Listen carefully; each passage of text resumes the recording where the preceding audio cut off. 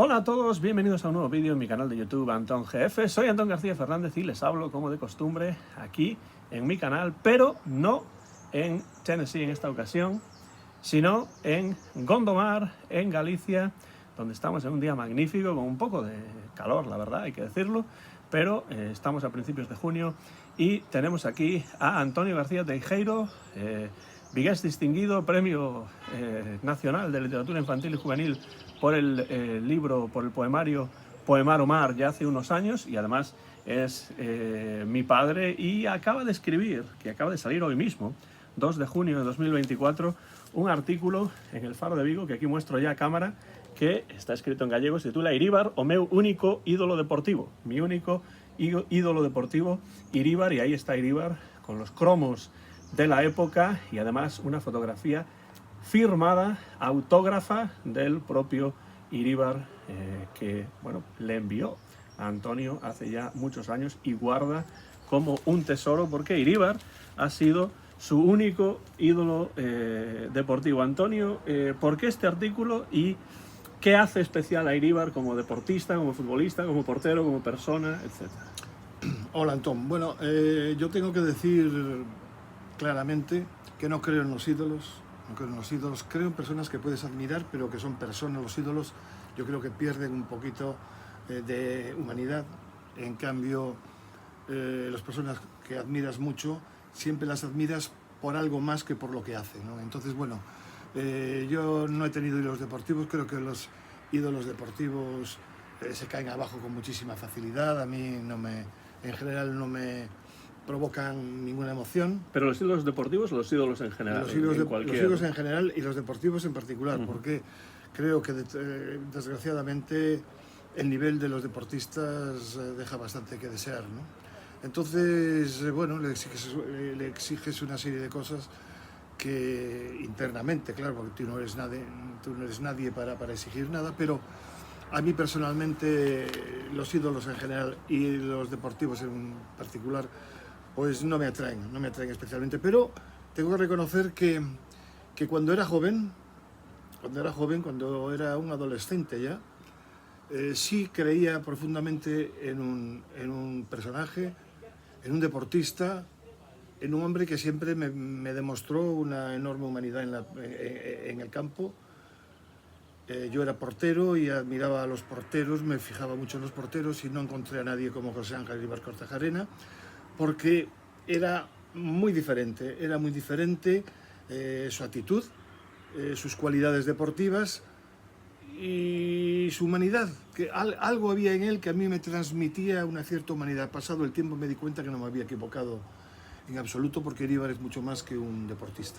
¿Y qué es lo que atraía a un niño gallego en esa época, años 60, en pleno franquismo en España, de un deportista que además, claro, ahora de los deportistas se habla mucho, se escribe mucho, están por todos lados, pero supongo que todo eso era muy diferente? ¿Qué es lo que te atraía a ti como niño?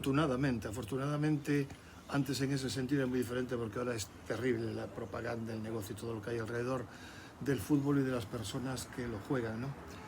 ¿Qué me atraía? Yo amaba profundamente la portería. Yo siempre fui portero de fútbol, portero de balonmano, ¿no? Durante varios años estuve compaginando ambas facetas. Yo, como era portero, yo siempre tuve el afán de aprender, ¿no? Y cuando era pequeño iba a Balaídos, aprendía de Padrón, portero que fue el primero que me llamó la atención, siendo yo muy pequeño. Y luego, posteriormente, de los distintos porteros que yo cada vez que iba a Balaídos iba viendo. Pero cuando ya la televisión empezó a funcionar y empezaban a televisar partidos y a poner resúmenes de los... yo seguía siendo un amante enorme de la portería, ¿no? Y ahí fue cuando yo reparé en un portero alto, que además lo recuerdo venir a Vigo con el Baskonia, y recuerdo un balón colgado sobre su portería, sobre el larguero, y cómo Iríbar se subió, se agarró al larguero, y me llamó muchísimo la atención. Entonces, claro, empecé a fijarme en quién era realmente Iríbar, ¿no? Entonces, Iríbar era un portero muy diferente a los demás, un portero de una gran colocación, un portero sobrio, enormemente sobrio, que iba bien por arriba como nadie. Y yo comentaba el otro día contigo y y con tu tío, que ahora los porteros no bloquean los balones arriba, que se procuran despejar. No solamente es tráfico de los jugadores, es que también los porteros han perdido mucho esa seguridad que daba por arriba. Los mejores porteros tampoco bloquean por arriba. Yo recuerdo que Castilla es uno de los problemas que tenía, y fue uno de los mejores porteros del mundo, pues también, ¿no? Entonces yo veía cómo paraba el balón, cómo se colocaba, cómo mandaba en la defensa, cómo lo hacía todo de una manera educada, cómo despejaba de puño y cómo sacaba con el brazo, porque él fue el primero que empezó a lanzar al equipo con un saque potente que llegaba casi al medio del campo, ¿no? Entonces todo aquello me llamó la atención, fue para mí un shock, y entonces siempre me quise parecer a Iríbar. No éramos iguales, yo era más delgado que él en potencia y la realidad, y él en cambio pues era un portero alto, más alto de lo normal, que también iba bien por abajo, que jugaba realmente siempre con vocación defensiva, pero sin perder de vista el aspecto positivo. Yo creo que fue el aspecto atacante. Yo creo que fue un precursor, por ejemplo, del balón largo, ¿no? Y eso, bueno, pues todo ese conjunto de cosas, que él vestía de negro normalmente, hizo que yo me fijase en él y dije, esto no es normal, esto es un portero diferente, esto es una maravilla verlo en la portería. Y bueno, me quedó ahí grabado con toda mi, no sé, muy potente, muy dentro, y empecé a seguirlo desde muchos. Entonces empecé a conocer cosas de su vida, etcétera, etcétera. Entonces, supongo que de alguna manera tú que jugaste al fútbol en algunas categorías inferiores del Celta, que después te convertiste en portero de balonmano de importancia a nivel nacional porque jugaste en lo que en aquellos momentos era la división de honor. ¿Crees que de alguna manera en esa parte deportiva de tu carrera, que quizá es menos, bueno, quizá no, que sin duda es mucho menos conocida que tu labor literaria, tuvo alguna huella, tuvo alguna influencia esos recuerdos, esa imagen infantil de este portero vasco, o no? Bueno, a nivel literario yo creo que no, pero algo, por ejemplo, que le agradecí profundamente cuando ya desde aquí en Galicia seguimos luchando por un gallego mucho más común, mucho más general y mucho más hablado, pues le agradecí muchísimo lo que hizo con ese dinero que ganó, que le dieron en su homenaje, y fue a hacer un diccionario de términos y terminología futbolística en euskera. Enseguida se notó que Iríbar era algo más que un deportista de los que en la época fundamentalmente pues estaban claramente bajo el influjo de la dictadura, ¿no? Aunque él realmente jugó con la selección, es evidente, era lo que había, por otro lado, no había otra opción. Él siempre mantuvo una postura ética que a mí me llamó mucho la atención, con posterioridad. Al principio en eso no me fijaba, ¿no? Fue cuando empecé a indagar sobre su vida, lo poco que se podía saber en plena dictadura, y luego posteriormente. Ahora, en lo literario específicamente, pues no, porque yo siempre fui incapaz de escribir algo literario a partir del deporte. ¿Y eso es porque es difícil escribir sobre deporte, o es porque no te parece que sea posible utilizar el deporte como...? No, el deporte se puede utilizar y es posible. Hay gente que lo ha hecho muy bien. Por ejemplo, el caso de Eduardo Galeano, los escritores argentinos, parte de él, el propio Valdano, que escribe muy bien sobre fútbol. Bueno, hay una serie de personas que han escrito magníficamente sobre fútbol, pero creo que el deporte, yo el deporte lo concibo de otra manera, y sinceramente, salvo algún artículo que pueda hacer para una determinada circunstancia, a mí el deporte como centro de mi discurso literario, la verdad es que no lo tuve nunca. Pero en el plano deportivo sí, o sea, tú como portero sí que de alguna manera tuviste influencia de Iríbar desde el momento en que tú comenzaste a jugar. Desde el punto de vista literario. Pero desde el punto de vista deportivo... Desde el punto de vista deportivo totalmente. Para mí Iríbar yo quería ser como él, yo quería copiar, cosa imposible, ¿no? Pero copiar su técnica, su manera de estar bajo los palos, su seguridad. Tenía fallos como todo el mundo, claro, porque los porteros afortunadamente son humanos y los deportistas también, Pero sí, yo de hecho, pues yo me hice el Athletic de Bilbao, porque el Celta era de segunda división, entonces mi equipo siempre fue el Celta, pero en primera había que... Mientras mis amigos eran del Madrid o del Barcelona, yo era del Athletic Club, gracias a Iríbar, y gracias también a esa manera de concebir el Deporte Club Vasco, es decir, todos de la tierra y alrededores, ningún extranjero. Bueno, yo creo que eso es una filosofía única en el fútbol mundial, porque además que toda la vida haya estado en primera división indica el tremendo mérito que tiene, ¿no? Pero entonces yo me vestía como Iríbar, me compraba, yo recuerdo tenía un jersey que utilizaba para salir, era negro de cuello redondo y como veía que Iríbar también tenía, pues lo utilicé con un pantalón negro que ya me daban y a veces ponía las medias del Athletic de Bilbao. Sí, yo me sentía enormemente identificado con la figura de Iríbar y como deportista, porque además siempre me ha parecido un ejemplo, y como persona, ¿no? Yo estoy convencido que Iríbar llegó a ser el mejor portero del mundo, sin duda uno de los mejores porteros del mundo, en un país como España que estaba como estaba, en un país en que se jugaba poco, además en aquella época no había torneos internacionales como había ahora, era difícil ser internacional o ser muchas veces internacional, claro, fue durante una década prácticamente internacional con la selección española y ahora hay de todas, se inventan torneos por todos los lados y todo el mundo y amistosos por todos los lados y bueno, pues van cifrando los jugadores, ¿no?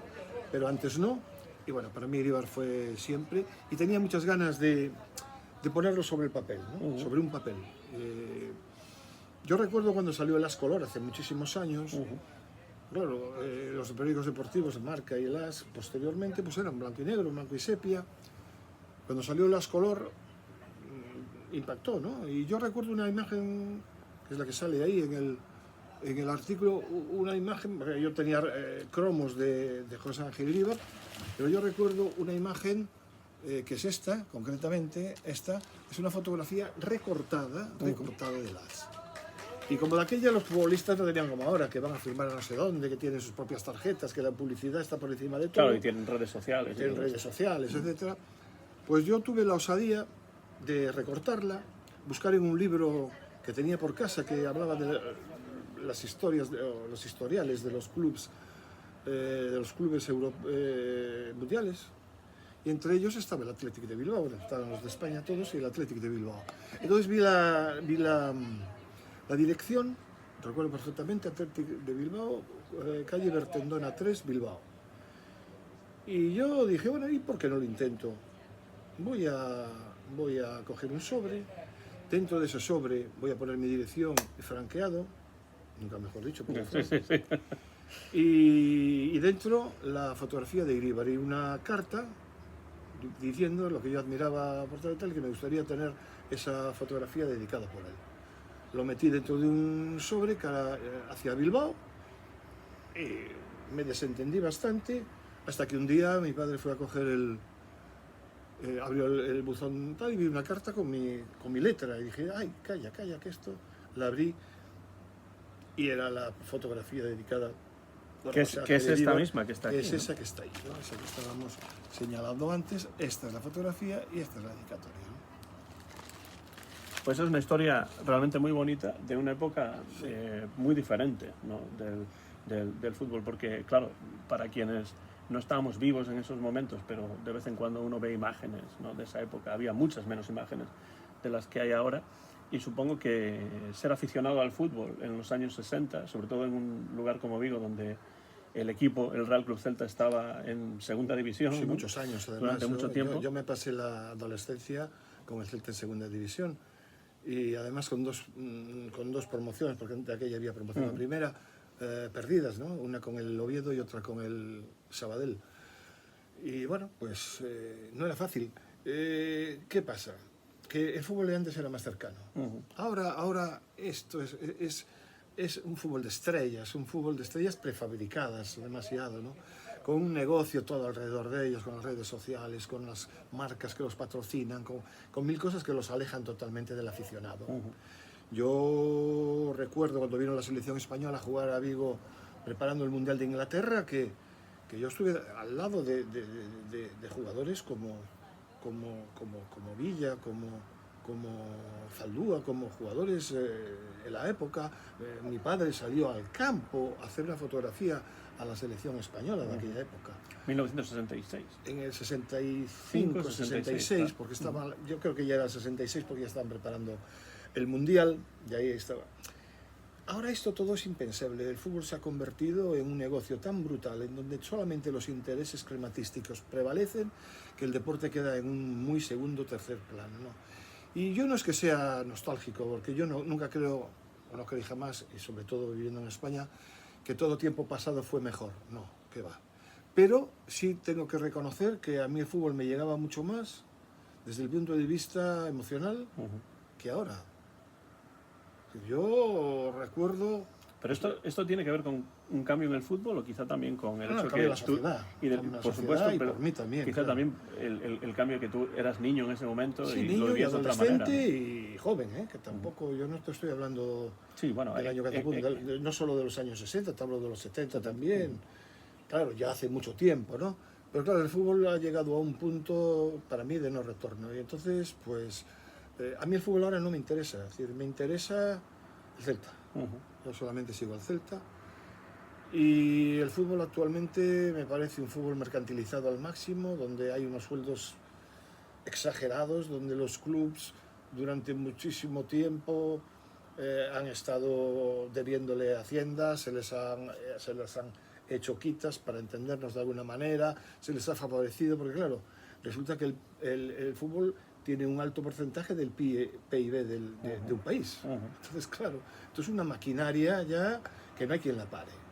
Entonces, bueno, en toda esa maquinaria, pues los aficionados somos los últimos.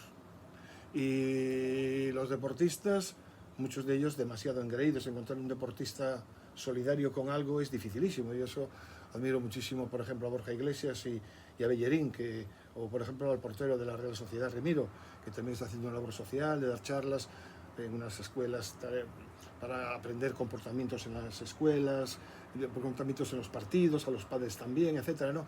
Pero es muy poco de eso. La gente aquí vive en una burbuja, creen que el fútbol es... y no saben nada más que de fútbol, y encima a veces se permiten el lujo de dar clases, ¿no? Entonces, bueno, aquello era distinto, recuerda, tenía muchísimas carencias, evidentemente, los futbolistas tenían derecho a retención, no podían disponer, pero se ha pasado de un extremo al otro, de tal manera que a mí hoy el fútbol me cansa, me aburre, cada vez es peor, y bueno, me quedo con la figura de Iríbar, porque después, posteriormente, pues supe que Iríbar era Abertzale, que era una persona que apostaba porque Euskadi tuviese más libertad, perteneció a la mesa de HB, de Rey Batasuna, pero él nunca fue una persona violenta, rechazaba la violencia, fue en un momento que todo se estaba empezando a generar. Bueno, y luego lo que digo en el artículo, ¿no? Esa bandera, ¿no? Esa icurriña portada por Cortabarría y por Iríbar en un Real Sociedad Barcelona, es emocionante porque estaba de aquella prohibida la icurriña, aquí todo estaba prohibido. Entonces, bueno, gente que ha dado pasos importantes para la normalización de un país que aún tiene mucho que normalizarse, porque esta democracia es una democracia muy imperfecta por ser muy generosos, y donde el ser diferente, donde hablar una lengua diferente, aún te marca. ¿Por qué piensas que los futbolistas de hoy, has hablado que están más lejos del público, pero ¿por qué piensas que son estos futbolistas, especialmente los futbolistas, ¿no? Vamos a hablar de otros deportistas ahora, pero los futbolistas, ¿por qué crees que son tan reticentes a hablar de cuestiones sociales, políticas, porque están dentro personales de un sistema. incluso? El sistema este es un sistema neoliberal en donde el dinero priva sobre todas las cosas. Eso ya es una cuestión. Entonces, esta gente, que muchos de ellos, otros no, afortunadamente se han dado pasos, pero no tiene formación de ningún tipo, solo ven su propio bien y el dinero. Que si estos nos ponen muchos impuestos, que esto no sé qué, tal y cual. Y entonces prefieren la seguridad del poder conservador, ¿no? Entonces está claro que están al lado de las grandes corrientes neoliberales que hay en el país. Eso por un lado, y por el otro, porque el fútbol es muy dañino en muchos aspectos, ¿no? Y basta que tú te pronuncies pues abiertamente homosexual, por ejemplo, o de izquierdas, ya te están machacando en las redes, hay mucho conservadurismo alrededor del fútbol y ya te están machacando y no te perdonan uno. Valdano se reían de él porque era un filósofo, no sé qué y tal y cual, y era un tipo que era demócrata sin más y que sabía hablar y tenía las cosas claras, ¿no?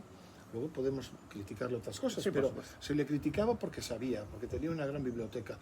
Eso yo sé, porque lo leí, de un jugador del Valencia que presentó algún libro de alguien estando en el Valencia a escondidas de sus compañeros, porque después en el vestuario le tomaban el pelo, ¿no?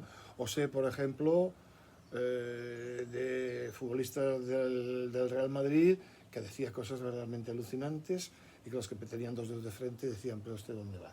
Bueno, pues todo eso, el mundo del fútbol es muy popular, muy universal, pero al mismo tiempo, desde mi punto de vista, es muy conservador. Y lo tienes en los presidentes, claro, de los clubes, y también lo tienes en los mandatarios de la Federación Española, de la Liga de Fútbol Profesional, de la UEFA. Nadie, luego iba a decir la UEFA y la FIFA, pero nadie se oculta que el presidente de la Liga de Fútbol Profesional, Tebas, es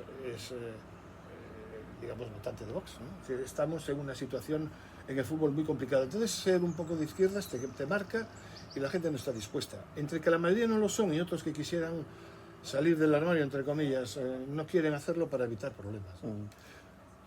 Tú que te convertiste después de tu etapa como jugador de fútbol y sobre todo de balonmano y entrenador de balonmano en una figura importante de la literatura gallega, ¿cómo fue para ti esa experiencia de unir el deporte con la literatura, incluso cuando ya eras jugador de balonmano, por ejemplo? Sí, llevar libros, leer libros, ¿cómo fue esa experiencia? Yo eso lo tuve siempre muy claro desde que descubrí la literatura, desde que me rebelé contra un ambiente excesivamente franquista en mi casa, desde que rompí con tantos lazos, cuando salió aquello que por dentro no era capaz, que por fuera no era capaz, pero que por dentro me estaba latiendo, cuando encontré la poesía, cuando escuché a Paco Ibáñez, cuando leía a Machado, cuando descubrí a Rosalía, cuando vi cómo estaba el gallego, cuando conocí la historia de Galicia. Todo eso te va formando, te vas enterando, y en vez de vivir tranquilo, como muchos dicen, bueno, yo de estas cosas paso, tal y cual, yo no. Yo quise ser yo mismo, quise encontrarme a mí mismo. No era fácil encontrarme a mí mismo porque había que oponerse a demasiadas cosas. Cuando lo fui consiguiendo, pues me di cuenta que el deporte me gustaba, pero que al mismo tiempo no estaba reñido el deporte con la, llamamos, porque dicen el deporte es cultura hasta cierto punto, depende. Pero, ¿en qué sentido el deporte es cultura y no es cultura? Hombre, es cultura cuando realmente lo que se está promoviendo son valores esencialmente culturales, cuando son valores esencialmente egoístas, digamos monetarios, donde los intereses privan sobre el propio deporte en sí. El deporte de cultura no tiene nada, y de ser cultura es una cultura negativa. Pues entonces yo empecé yo recuerdo entrenaba al Azar en la segunda categoría del balonmano nacional, y yo llevé a un par de jugadores a una ópera. Yo recomendaba libros que estaba leyendo. Cuando jugaba en el Teucro y en el Octavio, yo me llevaba mis libros para leer, y leía antes de apagar la luz, y le pedía permiso al compañero de habitación si podía tal, y me decían que sí, y yo leía pues poesía, que aquella era una cosa que me llamaba mucho la atención, y narrativa también, ¿no? Entonces, bueno, yo siempre creí, como educador, siempre les dije a mis alumnos que deporte sí, que estaba muy bien que hicieran deporte, pero que no tenían por qué dar la espalda pues a la lectura, al conocimiento, a la ciencia y a nada que se les dio, que eran absolutamente compatibles, ¿no? Y que el deporte, el miedo que tenía, que me daba, es que chupaba demasiado la mente de la gente, y después parecía que no había otra cosa que el fútbol, sobre todo fútbol, ¿no? Entonces, bueno, yo siempre luché siempre porque mis alumnos valorasen ambas facetas, porque son absolutamente complementarias. Sí, tú que fuiste profesor, pero al mismo tiempo también entrenador y jugador de balonmano, ¿en qué sentido se puede utilizar el deporte para promover la educación de los jugadores? Hombre, evidentemente en la escuela, y de la gente? Evidentemente en la escuela. La escuela es fundamental porque ahí estamos formando, se están formando un montón de niños y niñas, y si en la escuela les permitimos todo, permitimos que hagan gestos jugando al fútbol o jugando al baloncesto, o que se insulten o que tal, ya estamos fallando totalmente. Yo creo que se necesitan entrenadores, monitores, educados y formados para formar de verdad. Yo creo que se forma para ganar, nada más, única y exclusivamente, y creo que eso es un error, pero brutal, ¿no? Es un error brutal, porque así se embrutece a la persona, no se adquieren digamos, los conocimientos y los comportamientos que deben prevalecer en el deporte. Entonces, olvidar que en el deporte no son enemigos, que son rivales, pero no son enemigos. Y a mí no hay nada que más me guste que cuando acaba un partido y ver cómo los jugadores se abrazan y tal y cual, y se felicitan tal. Y eso a veces la televisión lo saca pues para poner otra cosa que está pasando, un anuncio, lo que sea. Y creo que esas cosas ayudan a educar, ¿no? Y a formar a los jugadores, a los jugadores, pero en este caso que son niños o jóvenes en edad de mejorar y de crecimiento, pues a entender el fútbol como un juego competitivo, eso sí, pero que no debe traspasar determinadas líneas. Cuando traspasa líneas de la violencia, bien sea violencia verbal, como sea violencia física, pues estamos equivocados ya. Entonces estamos deformando en vez de formar, y yo eso lo odio profundamente. Yo recuerdo ir a ver algunos partidos de fútbol de niños y tal y cual, y tener que decir no vuelvo más. Sí, no es un problema más, porque el espectáculo que dan padres y madres, ¿no? Porque ahora también las madres se suman a lo peor, ¿no? Que dan algunos, sí, claro, más de los que nos gustara, aunque no todos afortunadamente, pero hay una historia ahí que no me gusta nada. Yo he visto mucha violencia, a veces verdaderas barbaridades, y no volví a ver un partido de niños porque me voy a amargar, y la verdad que no estoy yo para amargarme por estas cosas. Bueno, si estamos hablando hoy con el escritor Antonio García Teijeiro es porque ha publicado hoy mismo en la sección Estela del Faro de Vigo, diario decano de la prensa nacional, este artículo sobre Iríbar, el Chopo Iríbar. Iríbar, mi único ídolo deportivo, en gallego, Iríbar, o meu único ídolo tiene deportivo. Algo más que hablar de Iríbar, aprovechas de hablar de Iríbar para hablar de determinados valores, ¿no? Los valores que tiene el deporte desde el punto de vista eminentemente deportivo, como desde el punto de vista social y de compromiso, ¿no? Y yo sigo lamentando que los deportistas sean tan conservadores y no utilicen su imagen más que para un reloj, una colonia, Arabia Saudí, etcétera. En cambio, pues no utilicen eso. Qué bonito sería ver a un jugador leyendo, porque los hay, pues leyendo un libro y que se hablase de eso. Pues igual que se copian comportamientos negativos, también se puede copiar, pues que si, yo qué sé, no voy a decir Cristiano Ronaldo porque, en fin, pero igual que Jaime Mata, o que jugadores como Oyarzábal u otros, curiosamente la mayoría vascos, son capaces de leer y de decir este libro y me gusta y loar de alguna manera al libro, pues sería estupendo para nuestra sociedad y para elevar el nivel cultural de nuestros jóvenes, que cada día entre las redes sociales y estos modelos, estas imágenes, yo no podría tener un ídolo actualmente en el fútbol. No podría tener un ídolo, porque hay otros intereses. Habría alguna gente que me cae mejor, tal vez Bellerín, lo admiro muchísimo, a Bellerín lo admiro muchísimo, a Borja Iglesias, gente así que rompió determinados moldes, pero yo no podría tener, yo no encontraría un Iríbar, por ejemplo. Y todo tiene culpa un poco por la formación y porque el deterioro de la sociedad en algunos puntos es evidente, aunque repito, nada de lo anterior es mejor que lo actual, es distinto, pero hay que mover unos mecanismos que ayuden a encauzar determinados roles que se están produciendo que no son nada positivos. Sí, está también el caso de Miguel Pardeza, que tuvo que ha tenido una trayectoria académica al terminar su carrera deportiva y que acaba de escribir un libro publicado en las ediciones Newcastle, que tengo muchas ganas de leer, por cierto. Claro. No recuerdo ahora el título, pero desde luego es una figura extraña. Pero aquí no sale tanto en los... Claro, de hecho, ese libro, cuando salió en las redes sociales, la gente se preguntaba, ¿pero ese es el Pardeza del Madrid, el Pardeza del Zaragoza? Es lo mismo que alguna gente de la literatura actual,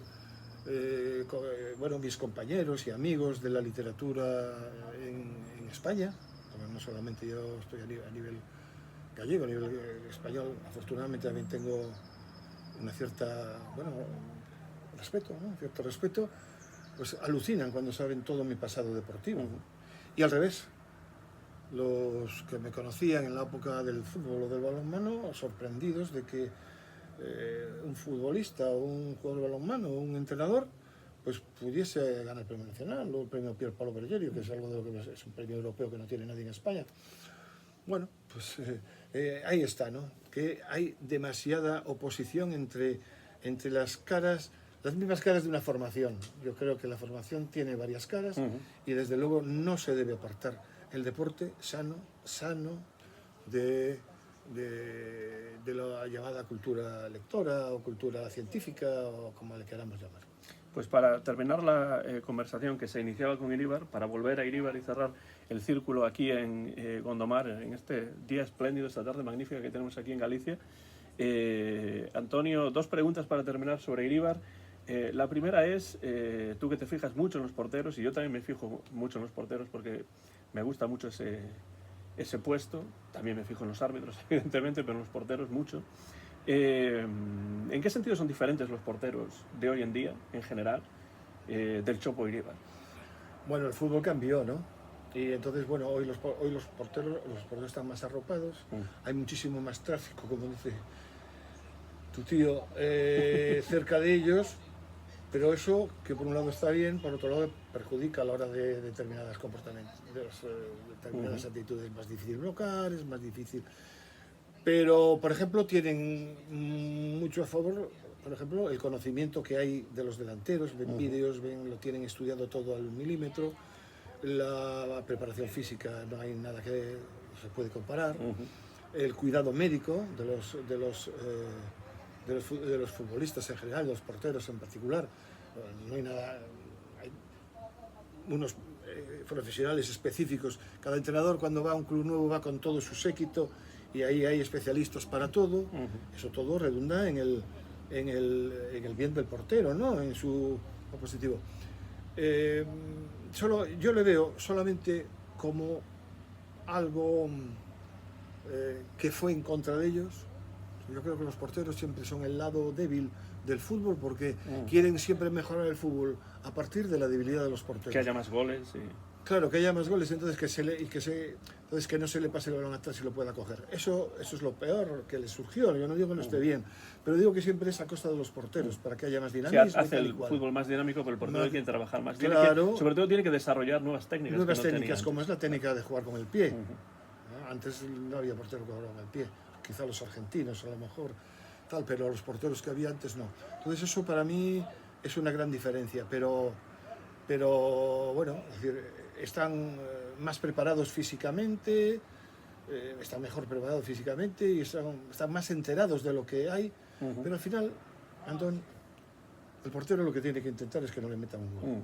Y ahí está tu categoría. Yo mantengo que Iríbar en su momento llegó a ser el mejor portero del mundo. Estoy plenamente convencido, como era Yassin, el de la Unión Soviética, la araña negra. La araña negra, que no lo veíamos, pero se decía que era el mejor portero del mundo. Yo veía a Iríbar, yo vi otros porteros y luego yo vi que Iríbar en determinados torneos europeos y mundiales fue el mejor portero.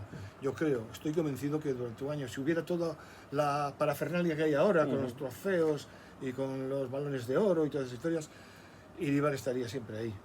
Iríbar fue una referencia esencial. Y no tiene más que hablar con Unai Simón, el portero de la selección española, o con el portero de la Real Sociedad Remiro, y todos miran hacia Iríbar. Le hicieron unas preguntas hace muy poco a Unai Simón y le decían, ¿quién es mejor portero, fulanito o fulanito? Fulanito. ¿Quién es mejor portero, fulanito o fulanito? Fulanito.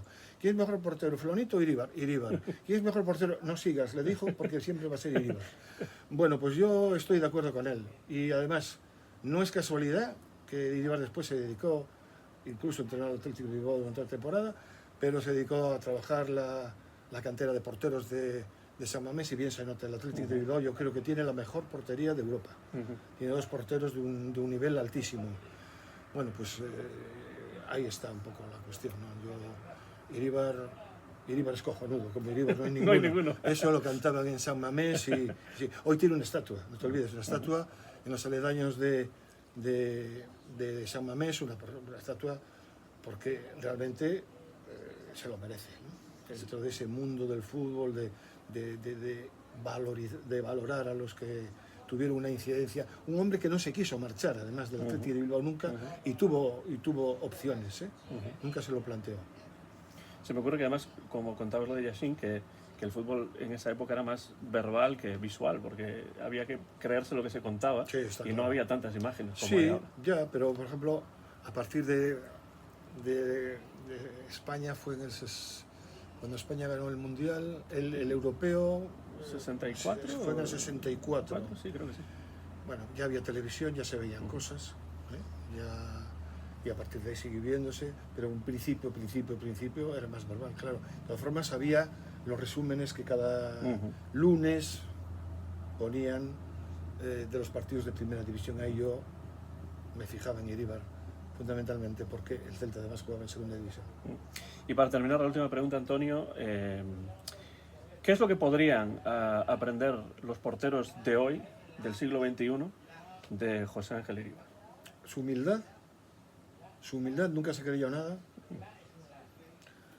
su personalidad, su humanidad, y ya desde el punto de vista más técnico algo que para mí era lo mejor que tenía Iríbar, que era su colocación. Iríbar no necesitaba hacer grandes palomitas para parar.